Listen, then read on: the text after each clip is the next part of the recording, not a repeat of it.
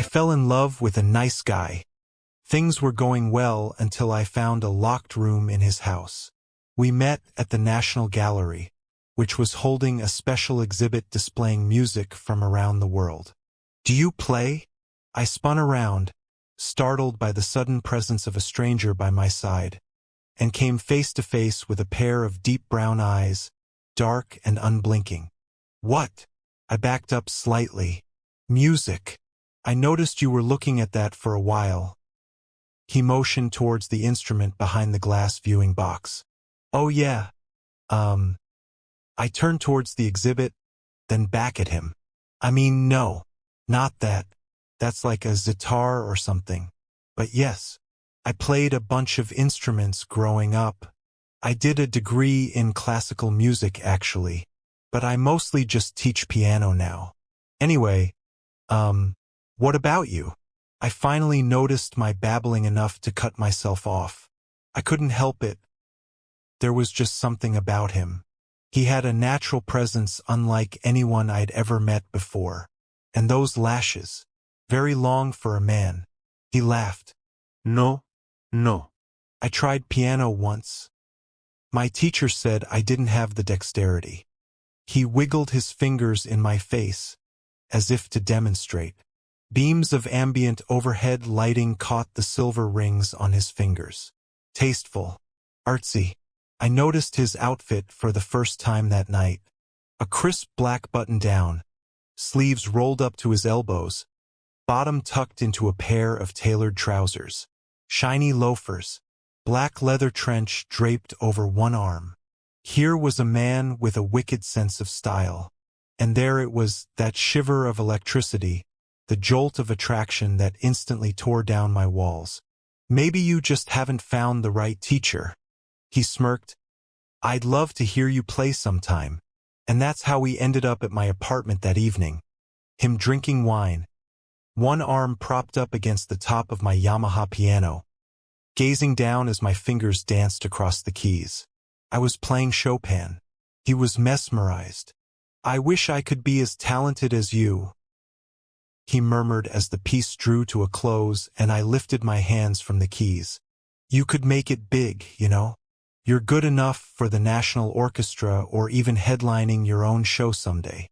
You're just as good as the concert pianist I saw last week, maybe better." "Oh no, I couldn't," I laughed. "It takes a lot of time and energy to do tours and perform every night, and I just don't have that in me. I'm probably not good enough anyways." "I disagree." He took my hand in his, delicately rubbing my fingers. "You have an amazing gift." His name was Adam. He'd graduated university with 4 different bachelor's degrees and dabbled in different industries, as a scientist in computational cancer genomics, then as a software engineer at Google, then a blockchain security researcher in a crypto firm. By the time we met, he was a hedge fund manager and was on the board of several businesses he'd co-founded. As if that ambition wasn't enough, he was also a chess grandmaster and semi-pro tennis player on the side. And somehow, somewhere in between work and meetings and trainings and games, he carved out time for dates with me in his busy schedule. Little old me. Every date ended back in my apartment, with me serenading him on my piano until, loosened and disoriented from the wine, we tumbled into my bed, the outside world shrinking to the rhythm of our breaths. He felt like a fantasy come to life, but even when a tiny, inconvenient part of me wondered what the catch was, the rest of me silenced it with a giddy flutter. One night, breathless and satiated, he cradled me tightly against his chest and murmured into my ear, "You are the most precious thing to me, you know that? Even more than your career and your tennis trophies?" I teased. "This feels too good to be true." His thumb carefully traced the outline of my fingers. "You're unbelievable. You know how many girls dream of this? A successful guy that's also nice and attentive and loving? I can't believe you make time for me amongst everything." He lifted my hands up to his lips, planting big, sloppy kisses on each of my fingers in rapid succession, making me giggle in response. "Well, Get used to it, sweetheart. He suddenly went still and serious. Actually, I've had something on my mind. I'd like for you to move in with me. If you're ready, that is. I wasn't. We were 3 weeks in and, as I realized in that moment, I hadn't even been over to his apartment before. He seemed to sense my apprehension and quickly sought to appease me. No pressure. Maybe you should come over to mine for our next date. Check the place out, no strings attached. I promise. Okay? I whispered, feeling slightly relieved. I felt his body relax under mine. He stroked my fingertips lovingly. I can't wait. 3 days later, I found myself standing in the living room of his penthouse apartment, utterly slack-jawed. It was the nicest house I'd ever been in. So sleek and polished it felt almost like a showroom. The main room had an open-plan living space, with a modern kitchen, a huge L-shaped couch and a state-of-the-art entertainment system, all contained within floor-to-ceiling windows overlooking the city. A 35***th floor view. In the center of it all was a glass and stainless steel spiral staircase leading to the second floor. Right underneath the staircase, a brand new grand piano. For you, my love. For our new life together, he'd said. The most impressive thing, though, was probably his extensive fine art collection. Paintings of every size and style and period adorned every wall, the grandest one being the huge Renaissance-style painting by the dining table. 6 feet by 4 feet, nestled in a thick, gilded gold frame. It featured a series of nude women clustered on a cobblestone path amid a lush gardenscape. God, it must have cost a fortune. I'd only seen paintings like this in museums. As he stood in the kitchen making us dinner and drinks, I took the opportunity to explore further. On the second floor was a series of doors lining a central corridor, 2 on the left, a guest bedroom and study room, and 1 on the right, master bedroom. The guest and master were identical. Same size, same walk-in wardrobe, same ensuite bathroom, same door next to the vanity. In the guest room it led directly into the study, but in the master bedroom, it was locked. Strange.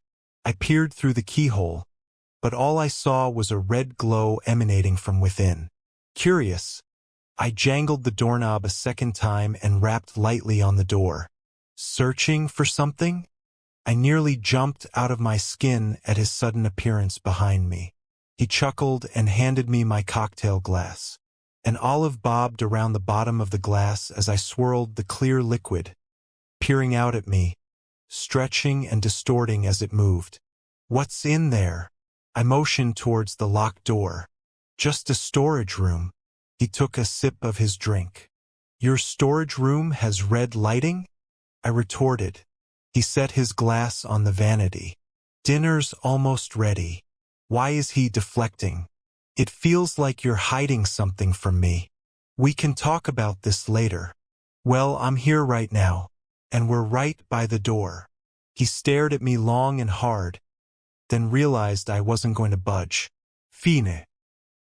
He produced a small gold key on a belt chain, twisted it in the lock and opened the door. For a second, all I saw was red. Red floor, red walls, red ceiling. No windows. The same red foam tiles lined the walls and ceiling. Soundproofing. In the middle of the room was a contraption that almost looked like a dentist chair but finished in rich black leather. On the extensions where it seemed one's arms and legs were supposed to lay, there were thick, polished steel rings bolted into the structure, from which hung heavy leather straps with buckles and clasps. Lining one wall of the room were 2 large metal cupboards, and right above them was a series of framed portrait photographs, all of women I didn't recognize.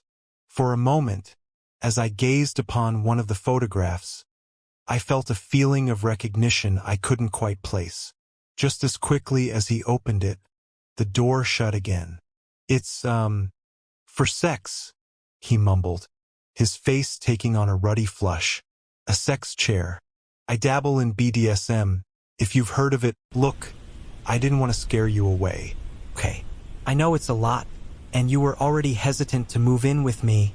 I didn't want to scare you off. I didn't know when to tell you. Oh, and no, you don't have to use it, ever. Not now, not ever. I promise I won't pressure you. It's just a stupid chair. Now please, can we please go downstairs and have dinner? Downstairs, the air was perfused with the rich, heady scent of cooked meat. A slab of steak rested atop a wire rack, dripping with fat and juice. Oily brown liquid pooled in the tray beneath. He pulled the roasted vegetables from the oven next, potatoes and asparagus, lightly charred, sizzling and popping in the pan. The smell of butter clouded the air, moist and cloying. I didn't know you could cook. The meat squelched as his knife cleaved through it. Dark liquid stained the wooden chopping block. He smiled, seemingly relieved I wasn't bringing up the red room. Always cut against the grain. I learned it from a friend. It's like second nature now. Perched gingerly on a stool across the kitchen island, I nervously watched him carve the meat. In any other circumstance, this would have been romantic. Sexy even. Now, the vicious dissection before me filled my gut with a queasy premonition. It occurred to me for the first time in weeks that I barely knew him. I didn't know about the kink. I didn't know about the cooking. I was sitting in a stranger's kitchen, in a stranger's house. It was like the air had been instantly sucked out of the room. A chill ran up my legs. Suddenly, the luxurious finishings felt cold, the paintings lifeless, the cavernous space foreboding and ominous. But that's when I noticed it. The large Renaissance painting from earlier, the one with the nude women. In the middle of the cluster, a woman was sat on the ground, playing chess. She had short, dark, curly hair, deep dimples and a mole on her left cheek. I'd seen her before. Even when painted in the Renaissance style, it was unmistakable. That mole, those dimples, the roundness of her cheeks. I'd just seen a real-life photograph of her, framed and hanging in the locked room upstairs. How is it? I looked down at my plate and hastily stuffed a piece of asparagus into my mouth. Great! His eyes studied my face carefully. Then he nodded and went back to his meal. From my seat at the dining table, I could see the large Renaissance painting looming behind him. I counted the women, 10 in total. Did I tell you after high school I went traveling? He seemed to be trying to break the uneasy atmosphere. I backpacked all over Asia. Mumbai, Bali, Singapore, Hanoi. I even spent a week in China. You ever been to China? No, Imumblat. I'm pretty sure there were also 10 portraits upstairs. He speared a potato with his knife, gesturing it about as he spoke. I'll bring you along someday. China's great. When I was in Hangzhou, I went to a TCM museum, traditional Chinese medicine. He paused for a second, then lowered his voice and continued, slower than before. Did you know that in TCM, they believe the appearance of foods can determine their health benefits? I shook my head feebly. Okay, sure, they could just be art. But why have photos of random women in a sex room? And who even are these women?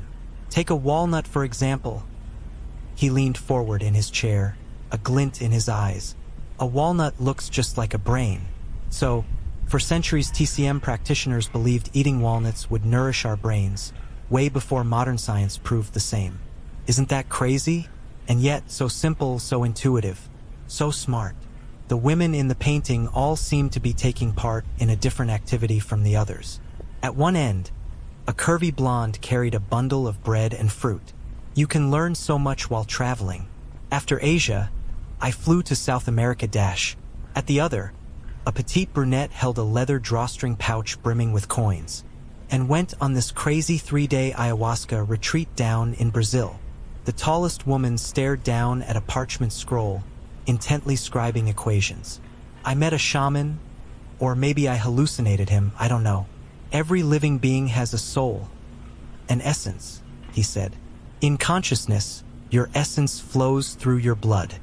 The line of women started from the leftmost edge of the painting and ended somewhere near the center.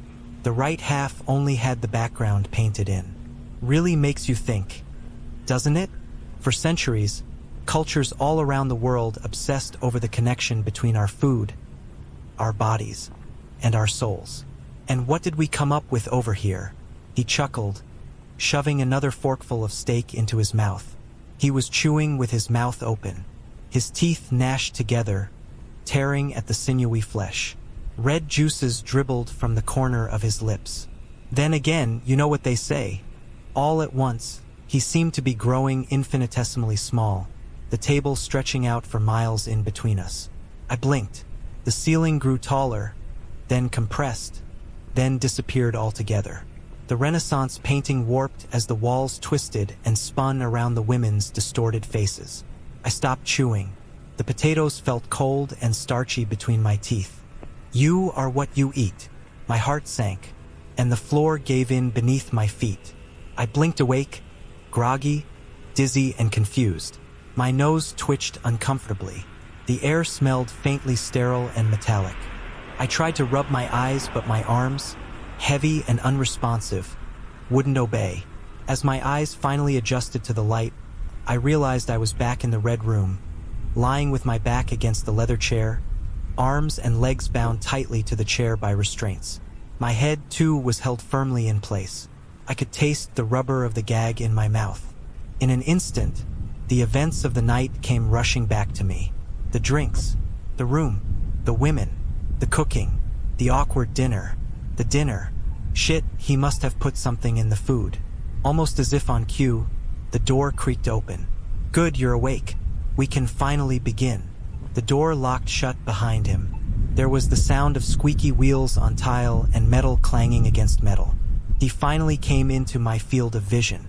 He was wearing surgical scrubs and pushing a little metal trolley. On it, an assortment of instruments lay polished and gleaming in the lamplight. Scalpels, forceps, scissors, retractors, pliers, a saw. I was on the butcher's block and there was nowhere to run. The panic and desperation that followed was too much to bear. I tugged at the restraints, but they were done up so tightly I could feel them eating into my skin. You know, it'll go a lot easier if you just cooperated. Oh, but I know you girls, always so feisty. He turned to me with a knowing smirk and caught me glancing up towards the portraits on the wall. No, you aren't the first. He snapped on a pair of surgical gloves. The dizzying smell of alcohol suffocated the air as he began sterilizing the tools. A cold, hard knot solidified in my gut, twisting tighter with each frantic tug I gave to the restraints. They were all once overlooked. He threw me a pitiful glance. Like you, but then they got to be part of something bigger than themselves. Better. Now they are celebrated, admired, embraced. Now their gifts can't be ignored.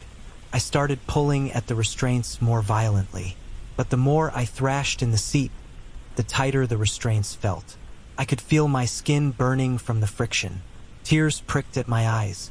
He sighed in the face of my resistance. Let's face it, your talents are wasted on being a music teacher. I can make something of your gifts, put you on a real stage, sell albums. You'll finally be recognized. We will be something great. You'll see. He slid a rolling metal stool out of one of the large cupboards and came to sit by me. He brushed stray strands of hair away from my face and caressed my cheek. All I felt was revulsion. Don't be scared, he murmured softly in my ear. I'll take good care of you. I felt the sting of something sharp pressing lightly against my left wrist. I squeezed my eyes shut. Tears trickled down my cheeks, intermingling with beads of sweat. I held my breath. Then the saw began slicing into my wrist. The pain was unlike anything I'd ever felt before. The saw chewed through muscle and sinew, 1,000 sharp metal teeth catching, pulling then tearing through my flesh. Felt like my hand was on fire. Every forward and backward stroke of the blade ignited every nerve ending in my wrist, sending jolts of blinding, white-hot pain radiating up my arm. A raw, primal scream clawed its way up my throat. I barely recognized my own voice. Blood gushed from the wound, a hot, slick torrent that dripped rhythmically into a plastic bucket below. I sobbed and writhed and begged for mercy, but he just kept going. Back and forth the blade went shredding through me. Then he hit bone. The high-pitched shriek of metal on bone was deafening. Even through the agonizing pain and delirium, I still heard every horrific note. He stood up at this point to get more leverage. Bone crunched and splintered under his weight as he dragged the saw back and forth, grunting and wheezing. A labor of love. All I could do was scream.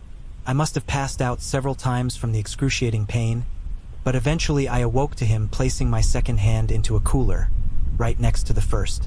Viscous blood droplets kissed the fresh bed of ice cubes below, delicately spiderwebbing outwards across their slick surfaces.